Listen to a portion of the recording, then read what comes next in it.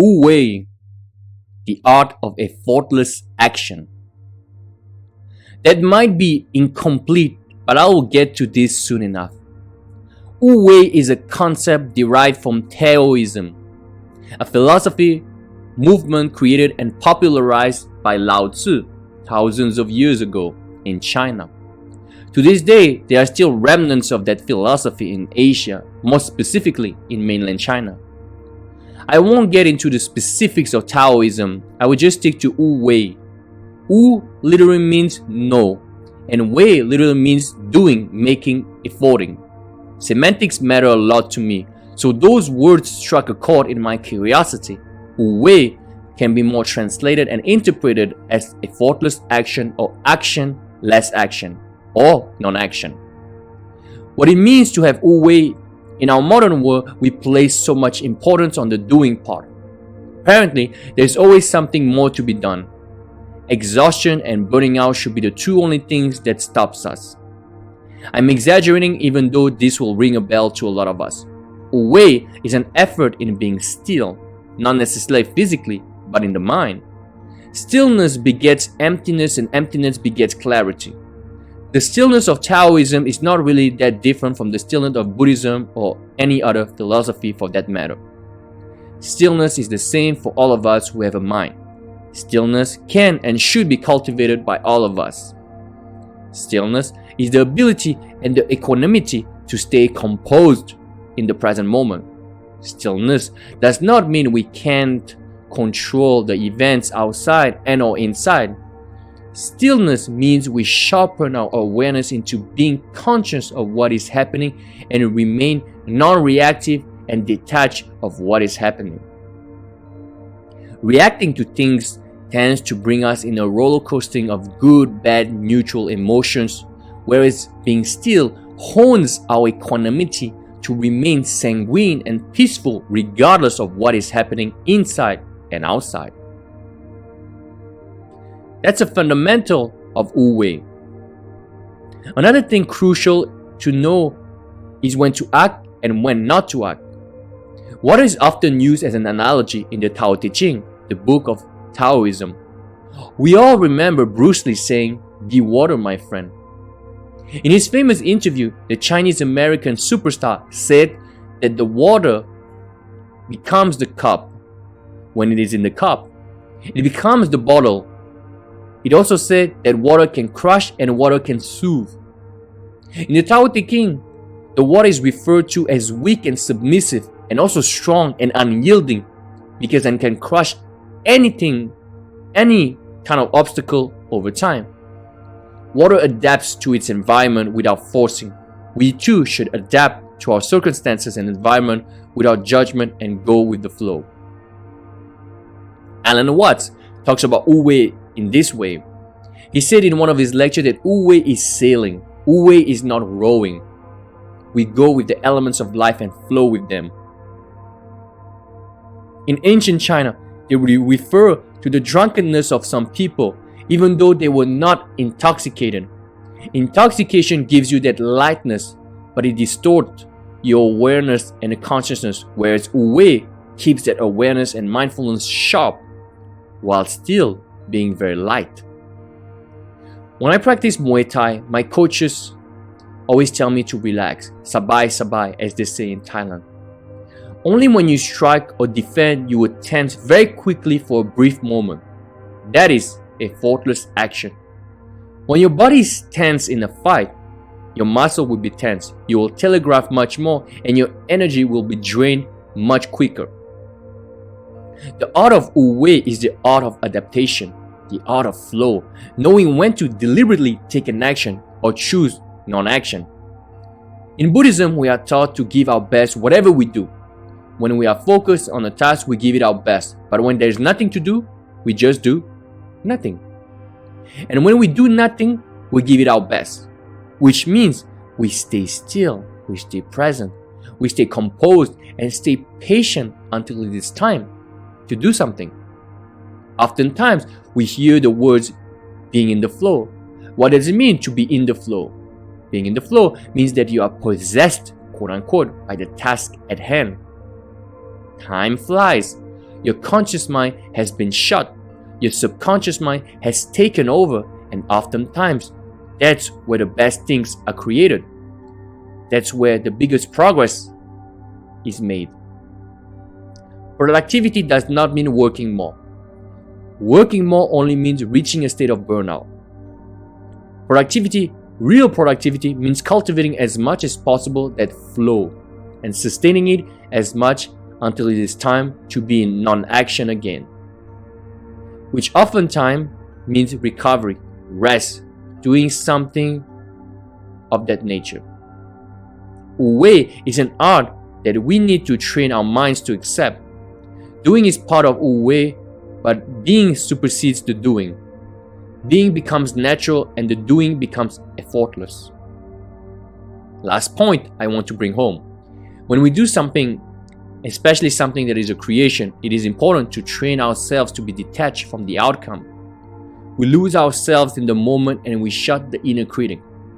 When we are detached from the outcome, we are fully focused on the moment.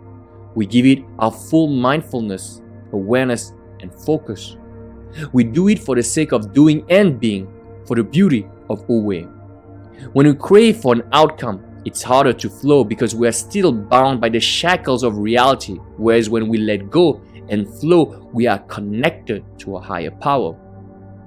If you have been in the zone, in the flow, you will understand what I mean. Oftentimes, when you look at what you have done, you are impressed and sometimes even shocked because you don't know where all this has come from. Consciously, you will never be able to fully understand your potential unless you have been able to trust the flow and let go. You have to understand that Wu Wei is a philosophy. It applies to pretty much everything. And when it comes to law of attraction and getting what you want, we often think about inspired action. And it's a huge question because we tend to ask ourselves, should I do this? Should I not do that? You have to understand that when it comes to the flow, it is not something that you will necessarily know with exactitude. And also sometimes when it comes to actions, the resistance we have is something we need to overcome. Let me give you an example. If you want to start painting, for example, and become someone who lives of their paintings, maybe there will be resistance in the sense that you don't feel like painting because you don't feel now is the time to paint. Maybe there's resistance there. And sometimes this resistance is justified. Maybe there's something else you should be doing right now. Something else that is more aligned with what you should be doing to manifest the life, the desires you want. However, there's another type of resistance which can be in the form of fear, doubt, desperation. When it comes to fear and doubt, it is something you should transcend. And sometimes you should take an action, even though you are very fearful, scared, and you doubt yourself. As Ralph Waldo Emerson said, do the thing you fear, and fear will surely leave you. That is when you know that you should take an action. Because the fear is telling you something. There's something opposite the fear. And you will feel that you have done something right when you have taken this action. Now, remember, the outcome is not important at first. Because the outcome has been successful because you have overcome your fear. The results of doing this particular deed does not matter so much because the result was just overcoming. And that's when you should take action even though the resistance is there. Because the resistance is showing you something that you should overcome in yourself. That fear, that doubt. But there's another type of resistance where you should not take action, which is desperation. And that's when non-action comes into play. Because sometimes you have no problem taking actions. In fact, you take a lot of actions that might be futile, unnecessary. I know I found myself in this situation many times. Sometimes we just want to do more. And sometimes we fear, which is a different type of fear, that we are not doing enough when we actually are. And then we take actions because we think that if we don't take this action, we won't get the results. And that is taking actions out of fear and desperation. And that's where maybe you should tone it down and take a break. Or when you force an action, even though everything else is not telling you, giving you signs, quote unquote, that you should be taking this action. So once you are more self-aware and you have cultivated the mind, it will be easier. Not necessarily 100% accurate, but it will be easier because the way you feel will tell you if you should take an action or not. And I don't want you guys to think that it's complicated, because it is not. And yes, maybe at the beginning you might question and doubt yourself, but it's important to let go of this doubt, because whether or not you take an action or you decide to take a non-action, it doesn't matter so much. It's a cultivation. One moment like this will not change your life, but practicing it, practicing the inner decision and finding your flow. And flow is not something magical, although it can appear magical at times. But fear is being obsessed by a task, obsessed in what you're doing. And by obsessed, it's like fully concentrated, or very, very close to being fully concentrated. So much so that you have no time to think about anything else. And I've read somewhere that being in the flow is one of the things that can make us the happiest in life. And I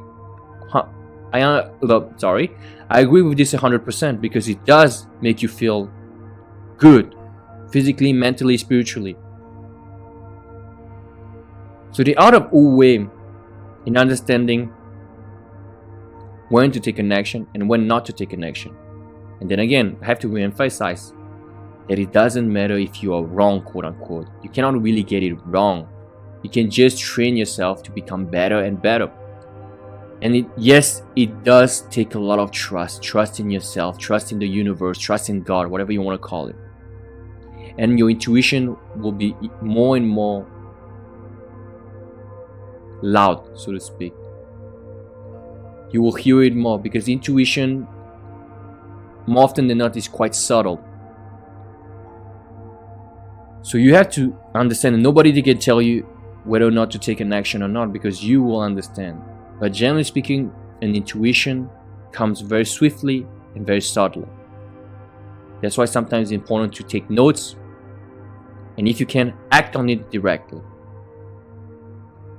And furthermore, when it comes to the law of attraction, the art of Wu Wei is very helpful, because it's all about being composed, all about letting go, being light, as I said just now. When you are light, it means that you are not heavy with desire, you are not heavy with resistance. Oftentimes desire will lead to more resistance, because desire is no more, no less than lacking something.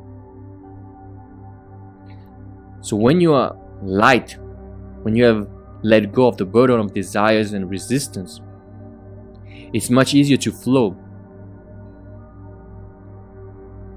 And the most important thing, I think, and actually one of the things that might be quote unquote the hardest to develop, is the detachment from the outcome. And that is crucial. No matter what you're doing, if you want to manifest something, if you want to create something, let's say you want to create a great piece of art, you want to write a book. When you detach from the outcome, it's much easier to be in the zone and let go and be instead of only doing. The doing will become more effortless by virtue of being. And being is greatly facilitated when you have let go of the outcome. Because when you let go of the outcome, you are free. You are free to let the waters run wild, your creative juices to flow, and the actions or the non-actions to appear to you vividly when they should. When you detach from the outcome, you can really be in the present moment 100%. And by being in the moment and allowing the present moment, you let go of all resistance. And then you'll be much easier to trust and make things happen.